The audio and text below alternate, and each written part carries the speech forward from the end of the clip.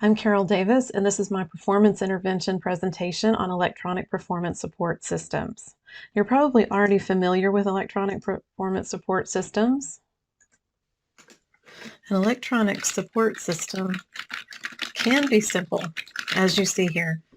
I've spelled support wrong, so Word underlines it for me, and if I right-click on the word, I get suggestions. I can replace it using the help, and this is a very simple electronic performance support system. You may have also used, as I do every year, a product called TurboTax. Now, TurboTax interviews you about your financial situation every year and asks you for important numbers, and it then fills in your tax forms for you. This is really a good use of an electronic performance support system. Companies also develop EPSSs to help walk their employees through important applications. For instance, creating a purchase order, it's going to talk the user through where to put what information so that the purchase order gets created accurately each time. You might even be familiar with one of the least loved EPSSs that we've used at home. This is Clippy. He was packaged with Windows 98 as a virtual assistant for their Office products, and his claim to fame is that he would interrupt the user a good bit when asking if he could help.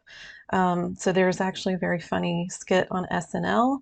If you'd like to watch it, it's a Microsoft virtual assistant on SNL. If you want to Google that, there's a very funny skit about an EPSS that's somewhat annoying, just like Clippy. So what is an electronic performance support system? In his article, ROI Calculations for Electronic Performance Support Systems, Hassan Al-Talib claims that support systems are systems that reduce complexity, they optimize tasks and processes, they address the human factors such as memory burden, they provide information that is just enough, just in time, and generally support accomplishing the task as primary consequence with learning as a secondary consequence.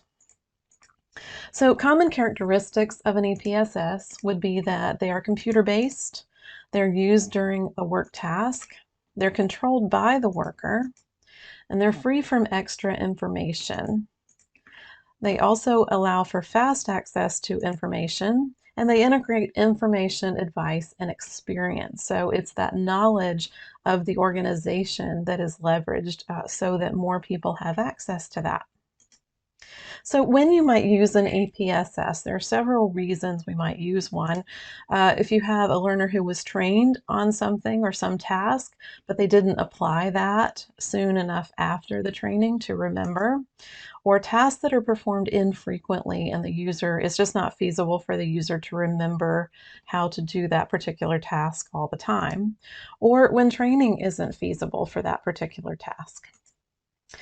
Another reason you might use an EPSS is when the task contains several steps or decision points, or the procedures and tasks change often. For instance, TurboTax cashed in on this because normal people like me have not read 75,000 pages of our tax code, and we would probably not do a good job of doing our taxes by ourselves had we not. However, I have done it by myself in the past, and I love TurboTax because I don't want to do that again.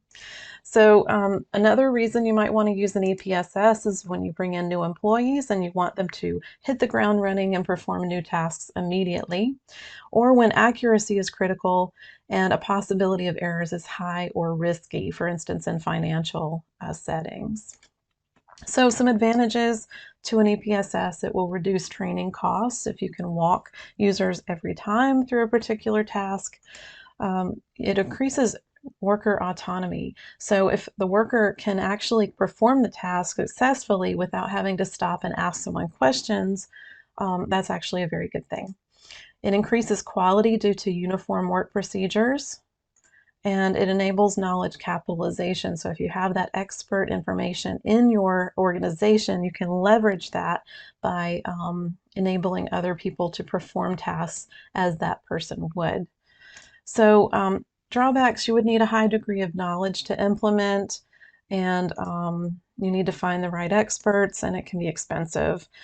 For instance, there are several different levels where this EPSS can sit on an application. It can sit on top of the application and not change anything within the application, or it can be fully integrated into the application with all kinds of complexities in between various applications.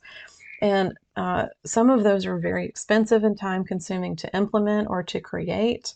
And and that could also lead to issues with feasibility and sustainability as well.